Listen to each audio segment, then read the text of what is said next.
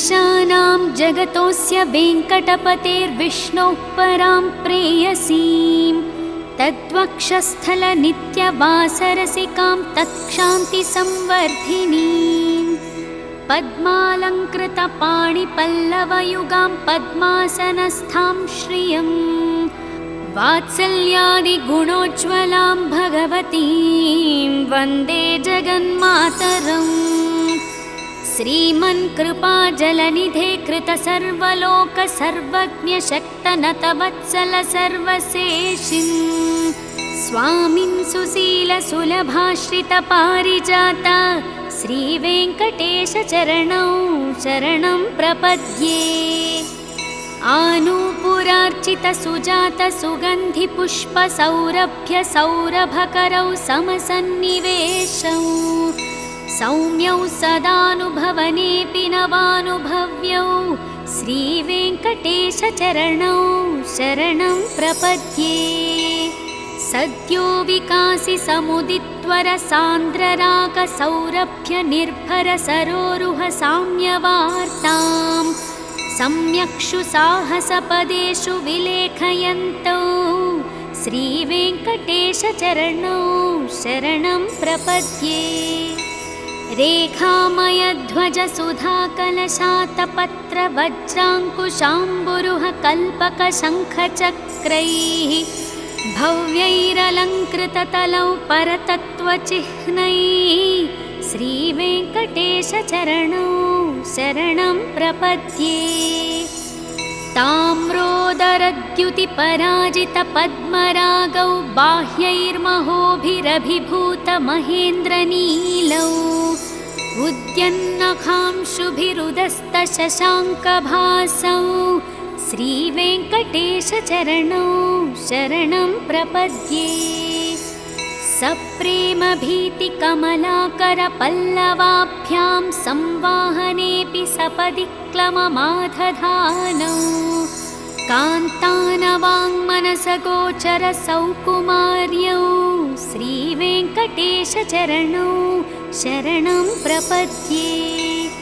लक्ष्मीमही तदनुरूपनिजानुभावनीकादिदिव्यमहिषीकरपल्लवानाम् आरुण्यसङ्क्रमणतः किल सान्द्ररागौ श्रीवेङ्कटेशचरणौ शरणं प्रपद्ये। नित्यानमद्विधिचिवादिकिरीटकोटिप्रत्युक्तदीप्तनवरत्नमः प्ररोहैः नीराजनाविधिमुदारमुपादधानौ श्रीवेङ्कटेशचरणौ शरणं प्रपद्ये। विष्णुः पदे परम इत्युत्थितप्रशंसौ यः मध्व उत्स इति भोग्यतयाप्युपात्तौ भूयस्तथेति तव पाणितलप्रधिष्ठौ श्रीवेङ्कटेशचरणौ शरणं प्रपद्ये। पार्थाय तत्सदृशसारथिना त्वयैव यौ दर्शितौ स्वचरणौ शरणं व्रजेति भूयोऽपि मह्यमिह तौ करदर्शितौ ते श्रीवेङ्कटेशचरणौ शरणं प्रपद्ये। मन्मूर्ध्नि काळियफने विकटाटविषु श्रीवेङ्कटाद्रिशिखरे शिरसि श्रुतीनां चित्तेऽप्यनन्यमनसां सममाहितौ ते श्रीवेङ्कटेशचरणौ शरणं प्रपद्ये। अम्लानहृष्यदवनीतलकीर्णपुष्पौ श्रीवेङ्कटाद्रिशिखराभरणायमानौ आनन्दिताखिलमनोनयनौ तवैतौ श्रीवेङ्कटेशचरणौ शरणं प्रपद्ये। प्रायः प्रपन्नजनता प्रथमावगाह्यौ मातुस्तनाविवशिशोरमृतायमाणौ प्राप्तौ परस्परतुलामतुलान्तरौ ते श्रीवेङ्कटेशचरणौ शरणं प्रपद्ये। सत्वोत्तरैः सततः सेव्यपदाम्बुजेन संसारतारकदयार्द्रदृगञ्चलेन सौम्योपयन्तृमुनिना मम दर्शितौ ते श्रीवेङ्कटेशचरणौ शरणं प्रपद्ये। श्रीशश्रिया घटिकया त्वदुपायभावे प्राप्ये त्वयि स्वयमुपेयतया स्फुरन्त्य नित्याश्रिताय निरवद्य गुणाय तुभ्यं स्यां किङ्करो वृषगिरीश न जातु मह्यम्। इति श्रीवेङ्कटेशप्रपत्ति सम्पूर्णम्।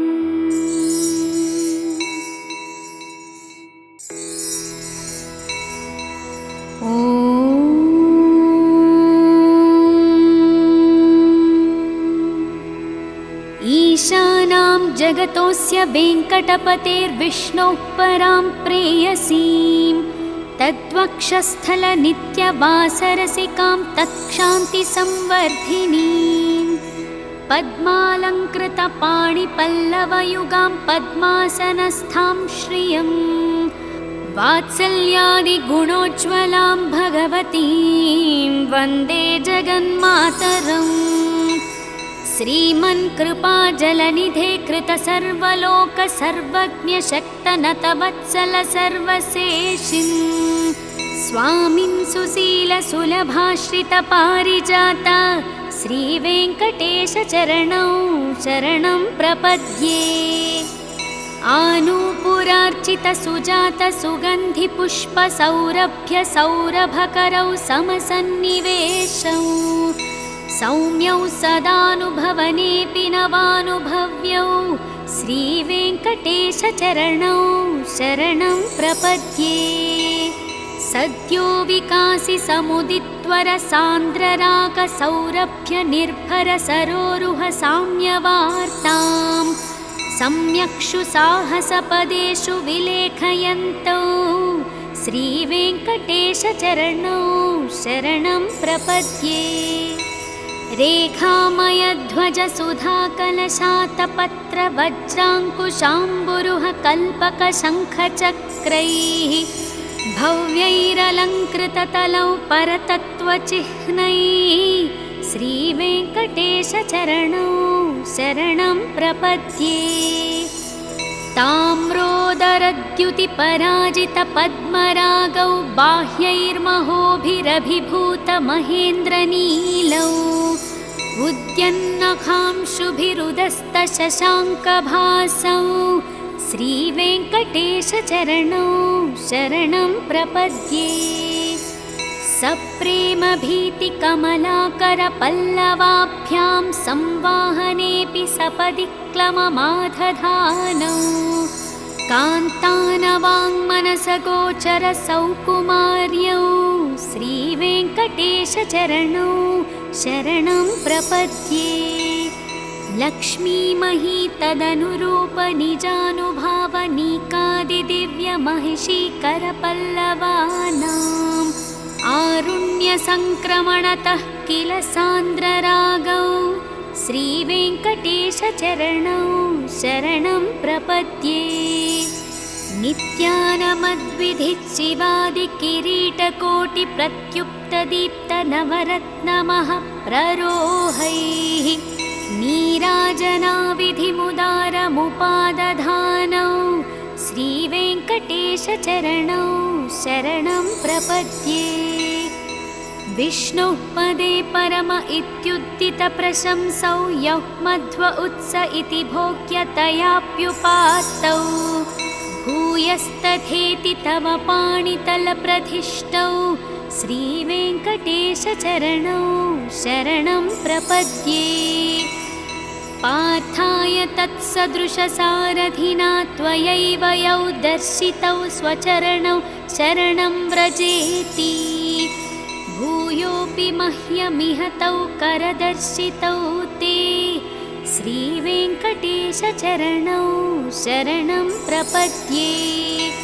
मन्मूर्ध्नि काळियफने विकटाटविषु श्रीवेङ्कटाद्रिशिखरे शिरसि श्रुतीनां चित्तेऽप्यनन्यमनसां सममाहितौ ते श्रीवेङ्कटेशचरणौ शरणं प्रपद्ये।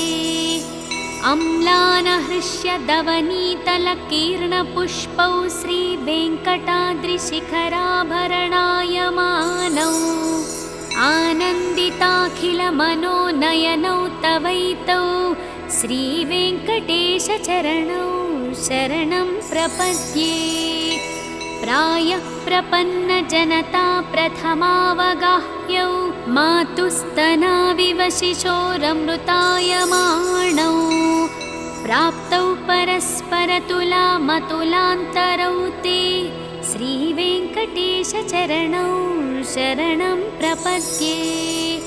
सत्त्वोत्तरैः सततः सेव्यपदाम्बुजेन संसारतारकदयार्द्रदृगञ्चलेन सौम्योपयन्तृमुनिना मम दर्शितौ ते श्रीवेङ्कटेशचरणौ शरणं प्रपद्ये। श्रीशश्रिया घटिकया त्वदुपायभावे प्राप्ये त्वयि स्वयमुपेयतया स्फुरन्त्य नित्याश्रिताय निरवद्य गुणाय तुभ्यं स्यां किङ्करो वृषगिरीश न जातु मह्यम्। इति श्रीवेङ्कटेशप्रपत्ति सम्पूर्णम्।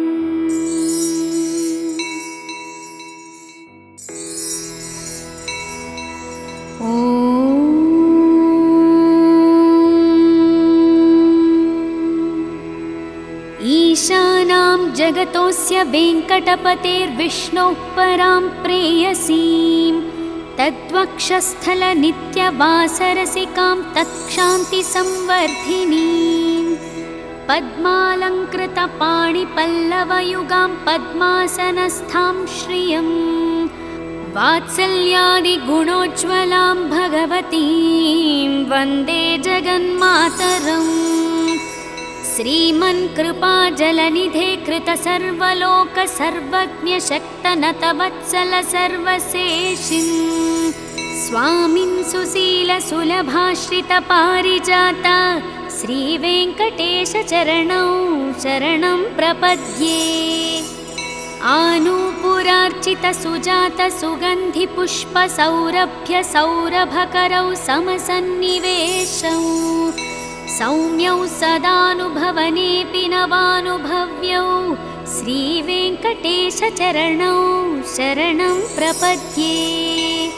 सद्यो विकासि समुदित्वरसान्द्ररागसौरभ्यनिर्भरसरोरुह साम्यवार्तां सम्यक्षु साहसपदेषु विलेखयन्तौ श्रीवेङ्कटेशचरणौ शरणं प्रपद्ये। रेखामयध्वजसुधाकलशातपत्रवज्राङ्कुशाम्बुरुह कल्पकशङ्खचक्रैः भव्यैरलङ्कृततलौ परतत्त्वचिह्नैः श्रीवेङ्कटेशचरणौ शरणं प्रपद्ये। ताम्रोदरद्युतिपराजितपद्मरागौ बाह्यैर्महोभिरभिभूतमहेन्द्रनीलौ उद्यन्नखांशुभिरुदस्तशशाङ्कभासौ श्रीवेङ्कटेशचरणौ शरणं प्रपद्ये। सप्रेमभीतिकमलाकरपल्लवाभ्यां संवाहनेऽपि सपदि क्लममाधधानौ कान्तानवाङ्मनसगोचरसौकुमार्यौ श्रीवेङ्कटेशचरणौ शरणं प्रपद्ये। लक्ष्मीमही तदनुरूपनिजानुभावनीकादिदिव्यमहिषीकरपल्लवानाम् आरुण्यसङ्क्रमणतः किल सान्द्ररागौ श्रीवेङ्कटेशचरणौ शरणं प्रपद्ये। नित्यानमद्विधिशिवादिकिरीटकोटिप्रत्युप्त प्रदीप्तनवरत्नमः प्ररोहैः नीराजनाविधिमुदारमुपादधानौ श्रीवेङ्कटेशचरणौ शरणं प्रपद्ये। विष्णुः पदे परम इत्युत्थितप्रशंसौ यः मध्व उत्स इति भोग्यतयाप्युपात्तौ भूयस्तथेति तव पाणितलप्रधिष्ठौ श्रीवेङ्कटेशचरणौ शरणं प्रपद्ये। पार्थाय तत्सदृशसारथिना त्वयैव यौ दर्शितौ स्वचरणौ शरणं व्रजेति भूयोऽपि मह्यमिह तौ करदर्शितौ ते श्रीवेङ्कटेशचरणौ शरणं प्रपद्ये। मन्मूर्ध्नि काळियफने विकटाटविषु श्रीवेङ्कटाद्रिशिखरे शिरसि श्रुतीनां चित्तेऽप्यनन्यमनसां सममाहितौ ते श्रीवेङ्कटेशचरणौ शरणं प्रपद्ये। अम्लानहृष्यदवनीतलकीर्णपुष्पौ श्रीवेङ्कटाद्रिशिखराभरणायमानौ आनन्दिताखिलमनोनयनौ तवैतौ श्रीवेङ्कटेशचरणौ शरणं प्रपद्ये। प्रायः प्रपन्नजनता प्रथमावगाह्यौ मातुस्तनाविव शिशोरमृतायमाणौ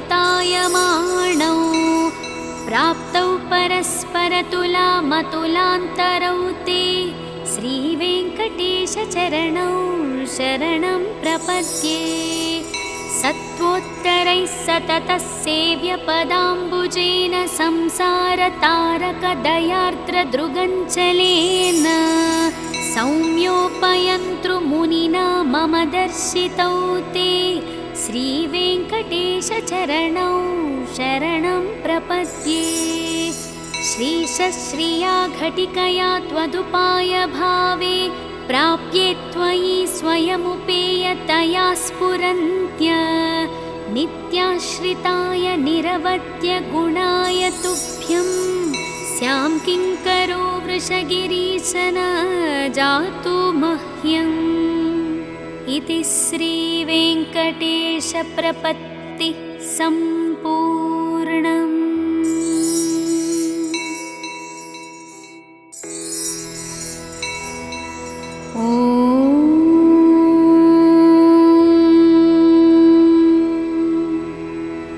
ईशानां जगतोऽस्य वेङ्कटपतेर्विष्णोः परां प्रेयसीं तद्वक्षस्थलनित्यवासरसिकां तत्क्षान्तिसंवर्धिनीं पद्मालङ्कृतपाणिपल्लवयुगां पद्मासनस्थां श्रियं वात्सल्यादिगुणोज्ज्वलां भगवतीं वन्दे जगन्मातरम्। श्रीमन्कृपाजलनिधे कृतसर्वलोकसर्वज्ञशक्तनतवत्सल सर्वशेषिन् स्वामिन् सुशीलसुलभाश्रितपारिजात श्रीवेङ्कटेशचरणौ शरणं प्रपद्ये। आनूपुरार्चितसुजातसुगन्धिपुष्पसौरभ्यसौरभकरौ समसन्निवेशौ सौम्यौ सदानुभवनेऽपि नवानुभव्यौ श्रीवेङ्कटेशचरणौ शरणं प्रपद्ये। सद्यो विकासि समुदित्वरसान्द्ररागसौरभ्यनिर्भरसरोरुह साम्यवार्तां सम्यक्षु साहसपदेषु विलेखयन्तौ श्रीवेङ्कटेशचरणौ शरणं प्रपद्ये। रेखामयध्वजसुधाकलशातपत्रवज्राङ्कुशाम्बुरुह कल्पकशङ्खचक्रैः भव्यैरलङ्कृततलौ परतत्त्वचिह्नैः श्रीवेङ्कटेशचरणौ शरणं प्रपद्ये। ताम्रोदरद्युतिपराजितपद्मरागौ बाह्यैर्महोभिरभिभूतमहेन्द्रनीलौ उद्यन्नखांशुभिरुदस्तशशाङ्कभासौ श्रीवेङ्कटेशचरणौ शरणं प्रपद्ये। सप्रेमभीतिकमलाकरपल्लवाभ्यां संवाहनेऽपि सपदि क्लममाधधानौ कान्तानवाङ्मनसगोचरसौकुमार्यौ श्रीवेङ्कटेशचरणौ शरणं प्रपद्ये। लक्ष्मीमही तदनुरूपनिजानुभावनीकादिदिव्यमहिषीकरपल्लवानाम् आरुण्यसङ्क्रमणतः किल सान्द्ररागौ श्रीवेङ्कटेशचरणौ शरणं प्रपद्ये। नित्यानमद्विधिच्चिवादिकिरीटकोटिप्रत्युक्तदीप्तनवरत्नमः प्ररोहैः नीराजनाविधिमुदारमुपादधानौ श्रीवेङ्कटेशचरणौ शरणं प्रपद्ये। विष्णुः पदे परम इत्युत्थितप्रशंसौ यः मध्व उत्स इति भोग्यतयाप्युपात्तौ भूयस्तथेति तव पाणितलप्रधिष्ठौ श्रीवेङ्कटेशचरणौ शरणं प्रपद्ये। पार्थाय तत्सदृशसारथिना त्वयैव यौ दर्शितौ स्वचरणौ शरणं व्रजेति भूयोऽपि मह्यमिह तौ करदर्शितौ ते श्रीवेङ्कटेशचरणौ शरणं प्रपद्ये। मन्मूर्ध्नि काळियफने विकटाटविषु श्रीवेङ्कटाद्रिशिखरे शिरसि श्रुतीनां चित्तेऽप्यनन्यमनसां सममाहितौ ते श्रीवेङ्कटेशचरणौ शरणं प्रपद्ये। अम्लानहृष्यदवनीतलकीर्णपुष्पौ श्रीवेङ्कटाद्रिशिखराभरणायमानौ आनन्दिताखिलमनोनयनौ तवैतौ श्रीवेङ्कटेशचरणौ शरणं प्रपद्ये। प्रायः प्रपन्नजनता प्रथमावगाह्यौ मातुस्तनाविव शिशोरमृतायमाणौ प्राप्तौ परस्परतुलामतुलान्तरौ ते श्रीवेङ्कटेशचरणौ शरणं प्रपद्ये। सत्त्वोत्तरैः सततः सेव्यपदाम्बुजेन संसारतारकदयार्द्रदृगञ्चलेन सौम्योपयन्तृमुनिना मम दर्शितौ ते श्रीवेङ्कटेशचरणौ शरणं प्रपद्ये। श्रीशश्रिया घटिकया त्वदुपायभावे प्राप्ये त्वयि स्वयमुपेयतया स्फुरन्त्य